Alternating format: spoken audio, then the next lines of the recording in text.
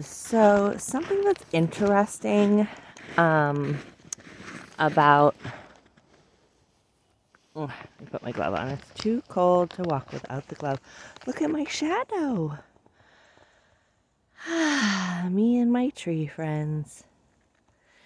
Um, Something that's interesting to think about is what is the part of your day that you are doing inputting, and what's the part of your day that you're doing outputting. If you hang out with a toddler, they spend the majority of their time creating. So they're either creating or they're resting. They don't do a lot of listening, digesting, maybe when you read them a book. But other than that, they're out there gathering sticks. They're out there making stuff out of, their stuffed animals, or out there dancing. They do a lot of creating and not a whole ton of input. And our school systems train us to stop the creation and to just do input. And if we're doing output, it's not creative. It's just feeding back, parroting back, whatever we've been told is important. So it could be interesting to look at your day and think about what's the ratio of your input to your output. If you notice that you have no output, it might be interesting to play around and see what you feel like when you start doing some creation. Where people get stuck here is they try to do creation only to monetize it. So if I was doing this YouTube, do you hear that? The Blue Jays are really, really talking. They're having quite the combo. So cute.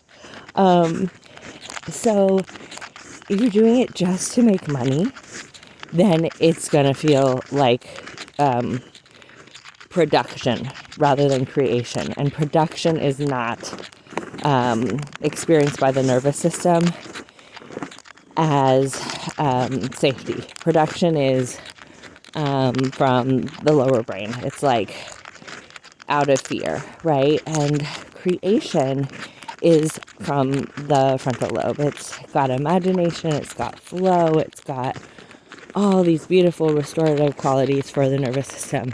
And when we try to monetize our creativity, it's very tricky to keep it from becoming production. So that's why I love my YouTube channel, because any given moment, I can share any thought that pops into my head, and I can get this creativity out in a way that's super fulfilling to me, that is not going to be experienced as too much by any of my friends. I find that if I just shared all my thoughts and ideas with people, they get to the point where they're like, please stop.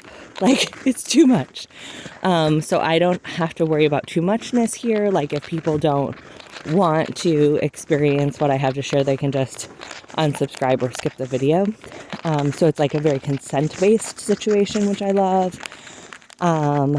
It is helping me get to know myself, because I'm processing ideas that are important to me. And when I just think them in my head, it's only one level of experiencing them. When I speak them out in a way that I'm thinking about someone receiving it, then I actually experience that co-regulation with the receiver. And it's journaling for me in a way, although I love a journal moment, but it feeds my soul in such a way. And painting and journaling and sewing and all sorts of things feed that too for me. And none of those are monetized. I did try a sewing business at one point, and I started hating sewing, and I was like, well, that's over. Because I love sewing. It's one of the things that makes me the most happy. And I know that creation, for most of us, can push up against our training that like time is only well spent if you're producing or you're learning so that you can be a better producer. Even it can turn into like spiritual achievement, like you're learning so that you can be more spiritual, so that you can get to heaven on earth faster, enlightenment. Chasing, right? That's still in the like producing mindset, because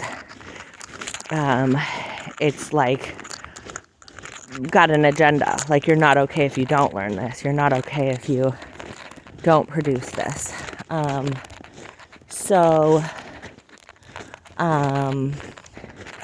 Yeah, creativity doesn't have any agenda. It's like nothing's going to happen if I don't make this video. Nothing bad is going to happen. It's if I feel a little like stifled. Nothing's going to happen if I don't paint clouds on my wall. Nothing's going to happen if I don't. My latest project, I'm so excited about it. I'm making like a capice shell chandelier. So fun. So beautiful, so delicate. I cannot wait to see how the light looks shining through them. So creation versus production versus learning for production. Yeah, if that feels meaningful to you, then may you enjoy exploring it. Okay. Love you.